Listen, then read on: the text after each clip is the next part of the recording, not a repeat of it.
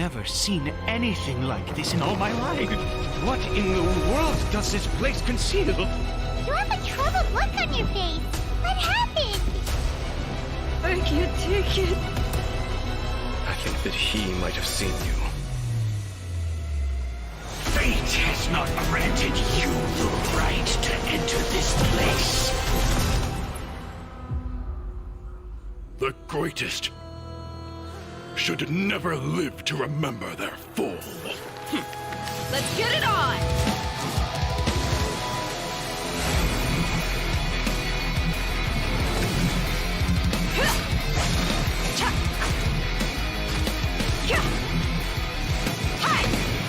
You're dead meat!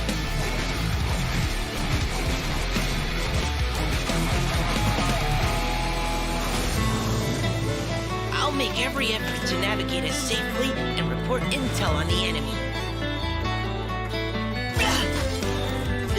Precision strike! Let's keep going, team!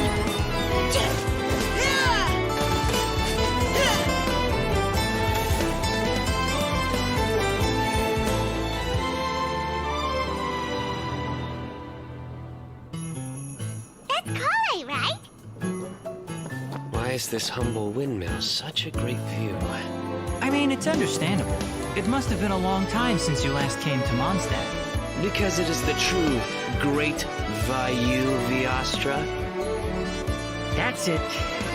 Think you've ruined Sumeru's reputation in Mondstadt beyond all hope of repair.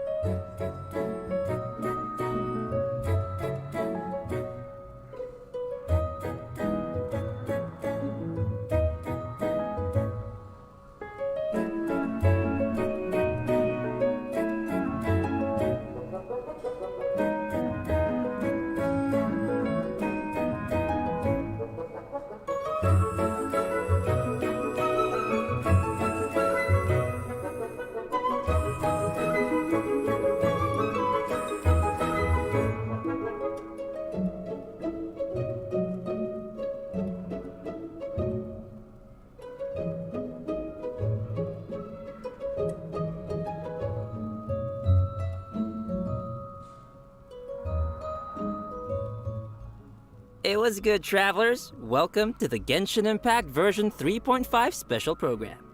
I'm Koidao, the voice of Albedo, Chief Alchemist of the Knights of Favonius. And today, as you all can see, I am joined by... Hey, wait, that's my intro. That's what I usually say. Hey everyone, I'm Zach Aguilar, the voice of the male traveler, Ether. What's up, everybody? I'm Amber May, and I voice Dia. And to match Albedo's long and official-sounding title, I'm gonna introduce her as Sumeru's legendary Eremite mercenary, the Flame Mane. That sounds really cool. I like that. Yeah, I really like that title. Thanks, y'all. And it just so happens that today is Amber's first time joining us on the special program. Yes, and I am super excited to be here. And the little cheapy Dia, she's so cute. I can't wait to go over everything that's coming to version 3.5. I'm so psyched.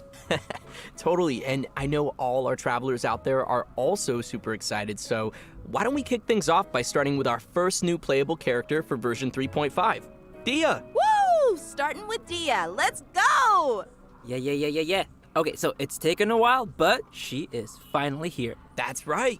And even though she's technically a new playable character, we've already seen Dia in the game for a while now, and she's even become a good friend of ours. She was pretty active throughout the Sumeru storyline and helped us get through some pretty tough moments. So next, we'll let Amber do the honors and introduce this character for everyone. Thanks, Zach. As you mentioned, a lot of players might already feel familiar with Dia's character. Even though she might appear carefree and casual, she actually possesses amazing skills and is really professional. She's already made a name for herself as one of the strongest members among the Eremites. And even in the midst of danger, she has an uncanny ability to make others around her feel safe, you know? Right? It seems like no matter what kind of situation we're in, as soon as Dia appears, everybody can relax knowing that we're in good hands.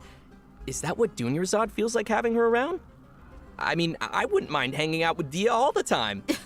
And now that Dia will be available as a playable character, travelers will have a chance to learn a lot more about her. That's right. So let's watch some clips of Dia. You might find that she's a little bit different from your initial impressions. We mercs have one simple rule. Whoever pays the most is your new boss.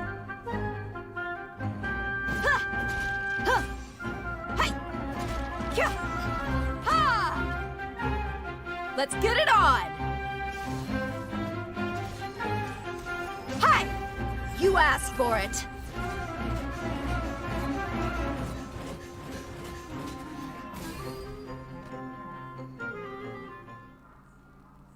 Was that did she have a flip phone? Do they have phones in Sumeru? No, that's actually her makeup box. She uses it to keep her makeup fresh, you know, even when she's out on the job. In fact, she's always looking for a chance to go shopping for accessories with Candace. Interesting. So she's got a more, I want to say, refined side to her too? I feel like that's not really a common thing among, merc types, you know? Yeah, the mercenary lifestyle can be pretty rough, but she's not always on the job. She lets another side of her character show when she's off the clock, you know? Okay. I see. But I'm sure what everyone wants to know now is what her abilities are like in a fight. Right. Yeah, did you see her punch stuff? Dia wields a claymore in combat and carries a pyrovision.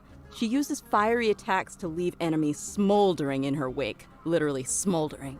Ooh, fiery. Yeah, just like her. Totally. In battle, Dia uses her elemental skill to create a fiery sanctum field. When an opponent within the field takes damage, it'll unleash a coordinated attack, dealing AoE pyro damage to them. Nice. So, looks like this ability will be really good for swapping characters and creating elemental reactions. Also, active characters within this field have their resistance to interruption increased, and when such characters take damage, a portion of that damage will be mitigated and taken by Dia instead. She's so brave. You know, I'm kind of worried that Dia could easily find herself in a tough spot. Don't worry too much.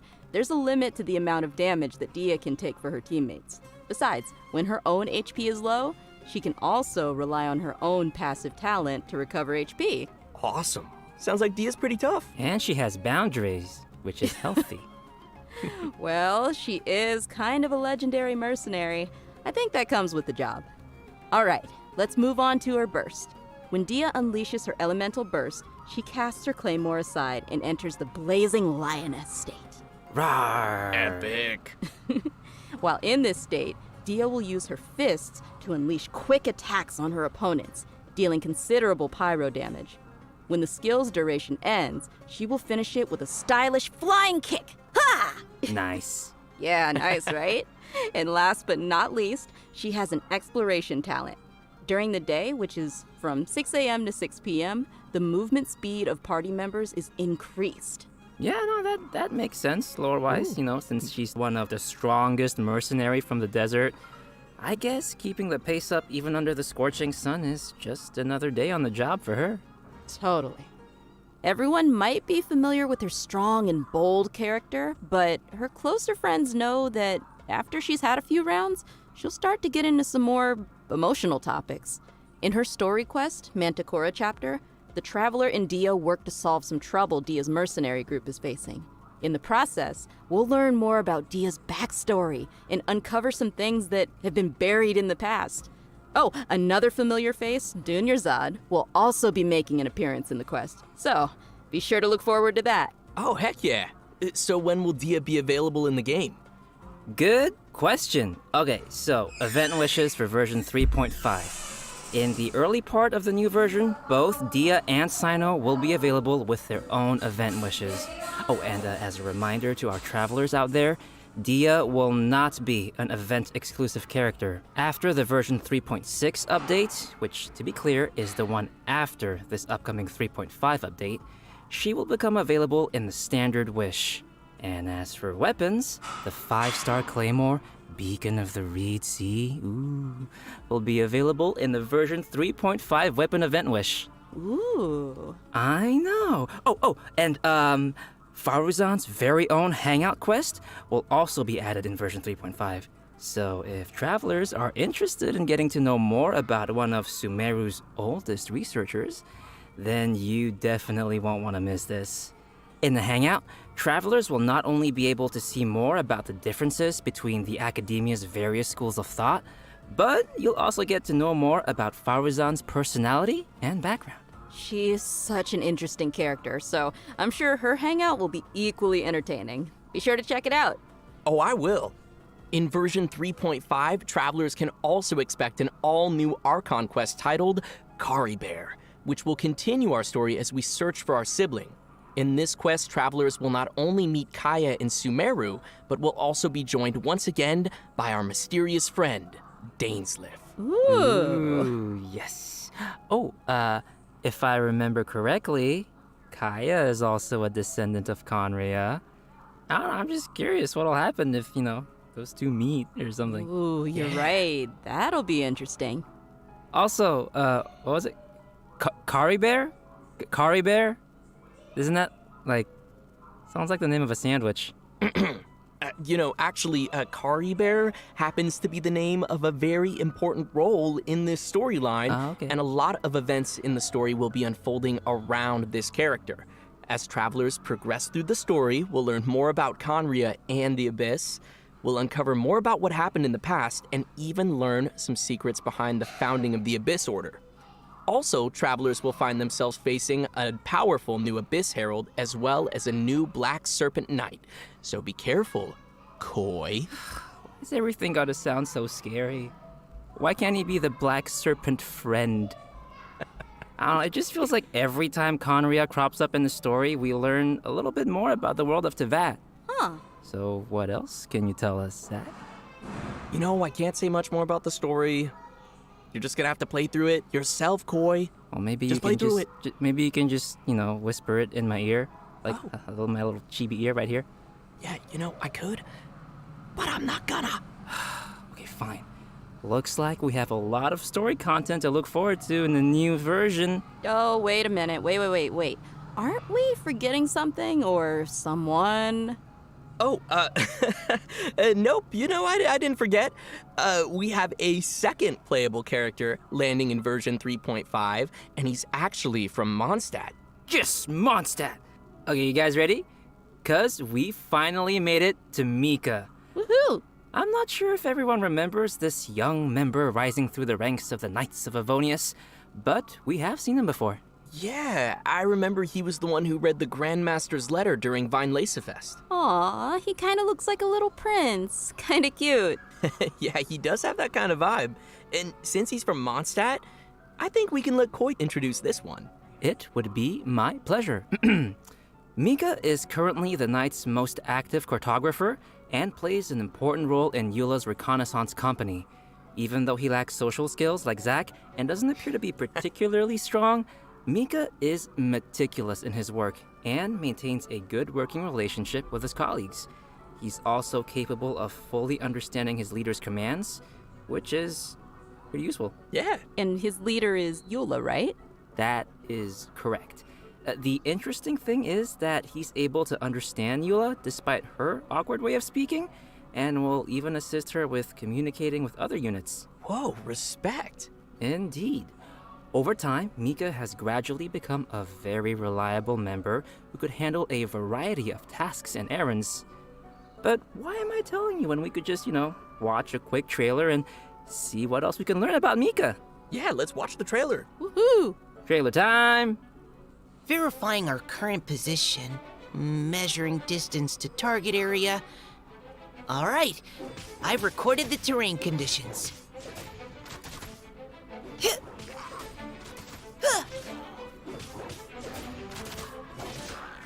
Providing cover fire.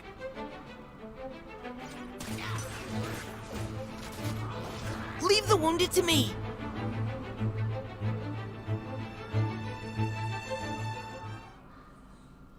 Who gave this child a crossbow? That's what I want to know. I mean, I guess since he was deployed as part of Grandmaster Varka's expeditionary force, it was him? I don't know. But anyway, his exceptional performance helped him gain the Grandmaster's trust, and he even taught him a couple of things. This training no doubt helped Mika develop a certain level of combat prowess, even if he himself wasn't aware of it. Ooh. For example, even though swords tend to be the weapon of choice among the Knights of Favonius, Mika uses a spear and a crossbow, which is a result of his combat instruction with Grandmaster Varka. His mentorship and focus on flexibility helped Mika find a combat style that is more suited to a little guy like himself. Huh, shakes it up a little bit. Yeah. The Grandmaster seems to think outside of the box, and having a mentor like him will definitely be a big asset for Mika as he continues to grow. For sure. All right, let's check out Mika putting his variety of skills to use in combat. As a support role for the Knights of Favonius, Mika has learned a variety of methods for assisting his teammates in combat. When he uses his elemental skill, he'll attack the enemy with his crossbow, increasing his teammates' attack speed and physical damage. Heck yeah. And when he uses his elemental burst, Mika recovers HP for his teammates and gives them a special status effect. Wanna guess what it does? What? Tell us. This status causes teammates to regenerate HP whenever their attacks hit an enemy. Ooh, that's helpful. Nice. Yeah. So Mika spends a lot of time working in the wild, and he's developed the necessary survival and adventure skills. When Mika is on the team, the location of nearby resources unique to Mondstadt will display on the minimap, increasing the team's ability to find necessary resources while adventuring. Wow. Yeah, I can see he has a lot of support skills. Yeah, it's always good to have a reliable member on the team. So, let's talk about the event wishes for the later part of version 3.5. Travelers can expect to see Kamisato Ayaka and Shunhe returning with rerun event wishes alongside Mika. So if you'd like to add Mika to your team, then you definitely won't want to miss this. Great. We've already covered a lot of content, so let's take a quick break here before we dive into some other version 3.5 reveals. Sounds good. It's time for another redemption code. Everyone ready? And code incoming! Redemption code.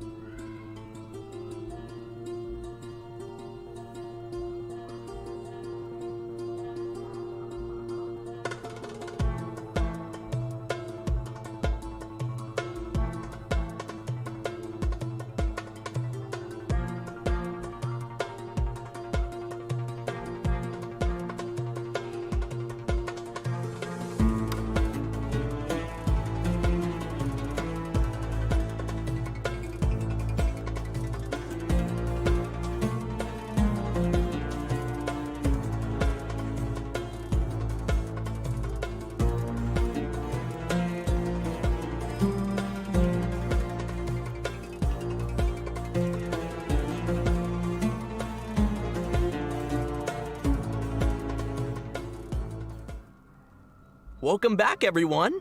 Next, we'll be covering the events coming our way in version 3.5. As you can see, the main event will be the Windbloom Festival. Ah, there's nothing like the soft Mondstadt breeze on your face. So true. I'm sure many of you are already familiar with the festival. With time, it has become an important celebration of freedom and love for the people of Mondstadt. During the festival, people give fresh flowers to the ones they love and follow the important tradition of offering their Windbloom to the Animo Archon. Klee, who's now been cured of Elazar, will once again make her way to this nation of freedom during this romantic and colorful festival. Aw, I want to go. Cool. Excited to see her. Well, it gets spicier because accompanying her for the trip is Tainari and Sinao. Ooh, interesting. It feels unusual to see them all come to Mondstadt. Right? It's like all our friends from Sumeru took a field trip. Klee will be playing an important role in this storyline, and upon arriving in Mondstadt, she finds a mysterious prophecy in a book. They must complete the 4 pieces of the prophecy in order to light the lantern of utmost joy and receive a supreme blessing. Okay, so I'm assuming this supreme blessing would do something like granting your wish, right? That's right. In the course of helping Klee find leads about the prophecy, travelers will get to know more about Klee's background and see how she's grown to be the person we know and love. Of course, we'll also be meeting lots of familiar faces throughout the event, so I'm sure there'll be plenty of smiles as we reunite with some old friends. Right on. Oh, sweet. Sounds like we'll be making some great memories in this one. Oh, by the way, did you two notice Timaeus standing in the background there? And there's a girl with him. Nice catch. How did you notice him? He's got such NPC vibes, just kidding. Yes, Timaeus will be playing an important role in this event, other than standing too close to the crafting table. But as for who the girl standing next to him is, we'll have to play through the story and see. Ooh. If they're appearing in an event like Windbloom, then it looks like it'll be a romantic story, am I right? Like I said, we'll see. Oh, in addition to the festival storyline, the Adventurers Guild will also be preparing some fun events for our travelers to participate in and experience the holiday vibes. There will be 3 available game modes: Floral Pursuit, Ballads of Breeze, and Breezy Snapshots. Yes. Awesome. Ooh. Ooh is correct. In Floral Pursuit, travelers will need to continuously collect bloom balloons to increase their score. After collecting a set amount of balloons, the next area will unlock, and once you've collected a specific number of bloom balloons in the final area, a ring of pursuit will appear. Touch the ring to leave the area and complete the challenge. And in each area, travelers will also encounter ersatz balloons that pursue you. If you're caught by an ersatz balloon, you will lose 1 pursuit point and be returned to the start point of that area. Ooh. Scary. So we'll probably need to avoid those. And the travelers will be able to enjoy Floral Pursuit in single-player mode or tackle challenges along with their friends in co-op mode. Wow. Looks like that'll be fun. What's next? Well, let me ask you, Amber, do you like rhythm games? Yes. I thought you would, because the next thing is a rhythm game. It's called Ballads of Breeze. This time, travelers will be able to choose from 3 different instruments and use their instrument of choice to play through the song challenges. Nice. And will that actually affect the sound they hear in the game mode? Yep, the instrument they hold and play will be different. Ah, cool. I see. While performing a song, different notes will appear on the screen. When a note falls on the decision line, press the decision line to score points. The amount of points scored will vary depending on your timing, and a rank will be awarded according to the amount of points scored, and you'll be able to claim the corresponding rewards. Sweet. Oh, and as with previous iterations of the game, there will be a function to calibrate the input delay of your device and adjust the decision line, which will improve the overall experience, just in case you're playing on your toaster. Oh, and for travelers who are interested in getting a little deeper into the game, an editing mode will be available again for players to create their own beat maps, which can then be shared for other travelers to challenge. Can't wait. Sounds like fun. Yeah, sounds like a lot of rematches. You're on. And finally, we have Breezy Snapshots, which will have travelers once again making use of their trusty camera. Travelers will be given photography targets and will need to travel to the corresponding locations to snap some photos and receive rewards. Click, click, just for my photo album. Beautiful. During the Windbloom Festival event, travelers will have the chance to obtain an exclusive 4-star Claymore weapon called Mailed Flower. Aw, nice. I like it. Really fits the theme. Right? Yeah, pretty flowers. I love them. I really hope travelers will enjoy all the different games that the event has to offer and join the people of Mondstadt for the festive atmosphere. Definitely. I can already feel the Windbloom's breath. Anyway, next we have another event also taking place in Mondstadt called Spices from the West Northerly Search. That's right. Some of you may remember that there was a Sumeru scholar we helped once when we were in Liyue. Apparently, her research gained the attention of Lord Sangamabe, Dory, and now she's received additional funding. This time, the scholar has come to Mondstadt to find people to assist her research and taste test some special dishes with seasoning. Oh, if she's got Dory's backing, then she should have all the Mora she'll ever need. That sounds really nice. So what can we expect this time around? Right, so the gameplay for this event will be pretty similar to last time. After we start creating the seasoning, we'll need to add the ingredients to the pot in the right order by hitting the button as the needle points to the corresponding ingredient. That's gonna destroy my whole brain. However, we have a limited amount of attempts, so we need to add all the required ingredients with as few mistakes as possible. Oh no. More seasoning recipes will gradually unlock throughout the event period. I'm sure this won't be too hard for travelers that are familiar with cooking their own dishes. Oh yeah, I always cook. I cook all the time, yeah. Sure. I know what you are. Travelers can add their completed seasonings to delicious dishes to obtain fragrant dishes. We can also invite characters to taste test the fragrant dishes in the Serenity Pot to increase their companionship experience. After they taste a dish, we can hear their responses, which will vary based on the character's personal preferences. This will test how well travelers understand each character's personal taste. Oh no, that's gonna hurt my feelings. No, because even if it's a fragrant dish, that doesn't mean that every character is going to like it. Ugh, too much salt. For our next event, we will be heading back to the lands of Sumeru. For those of you who remember the Beast Tamers tournament, this next event is related to that. However, the format will be pretty different from what you might expect.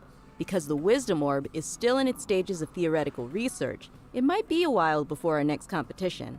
Okay, but have you considered that I want it now? I know, but don't worry. To keep discussion alive and the competition fresh in everyone's minds, the organizers have put together a new event to spread the word. They purchased the rights to Theater Mechanicus in Sumeru and incorporated some fungi elements to design a completely new game called Fungus Mechanicus. Seems they're putting a lot of effort into promoting the competition. That's right. So, what'll the rules be like for this event? I'm gonna tell ya. In Fungus Mechanicus, we will be controlling pieces that look like fungi, aptly named little fungi. Our enemies will be mechanici, which I'm sure many of you have seen before. The little fungi will automatically attack the nearest mechanici, and travelers will be able to select the little fungi and control their movement or order them to attack a specific target.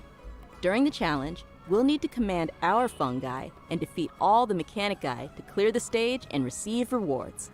Hey, wait, did you say we're gonna go up against the Mechanici that we were controlling in the previous Theater Mechanicus event? What's wrong, Koi, huh? What's wrong? What do you mean, what's wrong? They were our friends. Look, they're attacking your little fungi now. Oh gosh, you're right, they need to die. It's okay. By using Marvelous Jelly, we can let our little fungi unleash their skills. Using these skills at the right moment is the key to achieving victory. Marvelous Jelly will be gradually restored over time, and Plauditory Protection will randomly appear during the challenge, granting an additional amount of jelly. Looks like we'll need some strategy. Like, you have to plan out every move. Of your betrayal?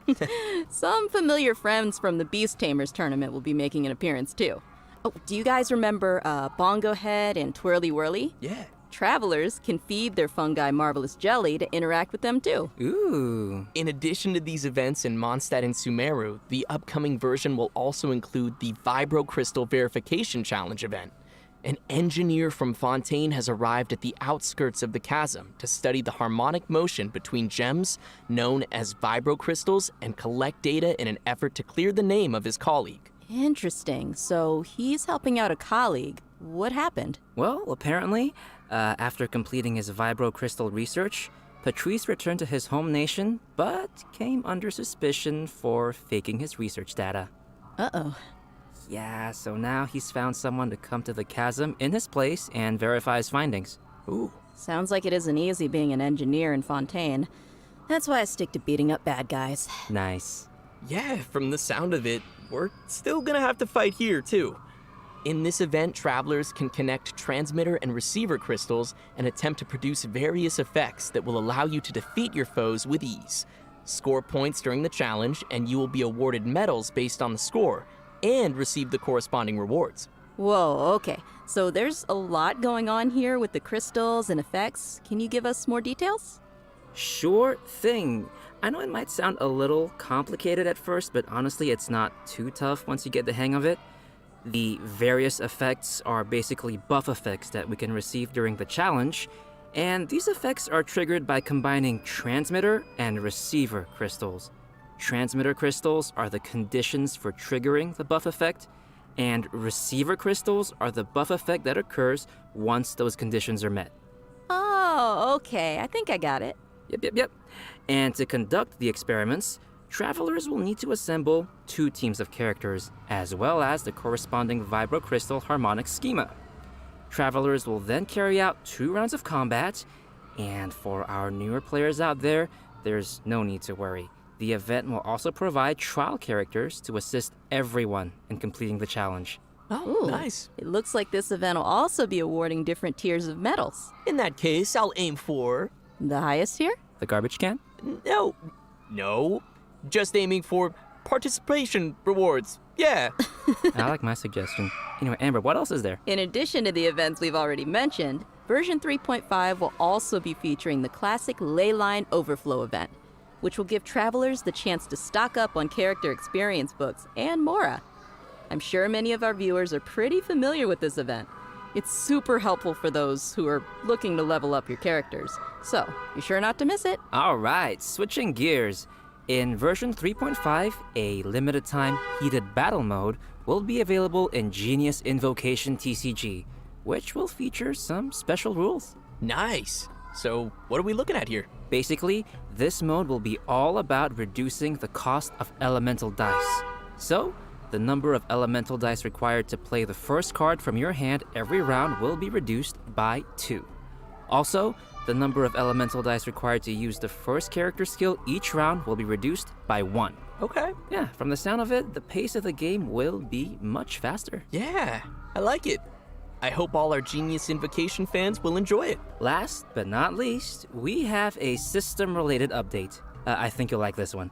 After the version 3.5 update, the game will be adding additional rewards for completing Archon quests. Upon completing each Archon quest, travelers will receive 1 intertwined fate, along with a variety of other rewards. Once the update is complete, travelers can view the tour guide feature in the Adventurer's Handbook to claim the corresponding rewards. Yay! More intertwined fate! And just don't forget to claim it after the version update. I kind of do that sometimes. And with that, let's get to today's last redemption code. Redemption code, sounds good.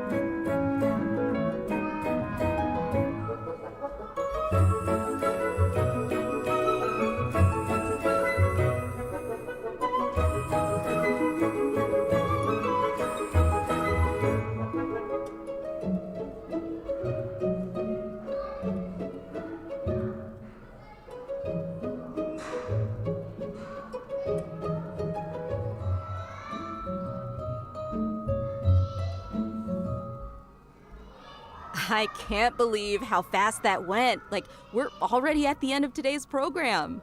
I know, the whole thing just flew right by. Yeah, it really did. So, Amber, how did you enjoy being on the special program? I absolutely loved it. Like, I'm so hyped for this new version. I'm hyped for Dia and Mika, and I'm a little biased, but yeah, I'm pretty hyped for Dia. She looks super strong, and she just looks like she kicks butt, you know? Yeah. I'm excited for all the new storylines, and yeah, I think it was a good idea to bring me on. Oh my gosh. I am simultaneously See, I'm really funny. impressed and kind of livid. Y'all How love dare me. you? It was so good. I'm really excited for the little fun guy. What? I am. We all love the fun guy, too. They look Yeah. like fun guys. Yeah. And also, there's a lot of cool new story content coming up, like Faruzan's Hangout and Dia's Story Quest, and also the whole Dainsliv Conria thing. That's gonna expand the world of Tevat.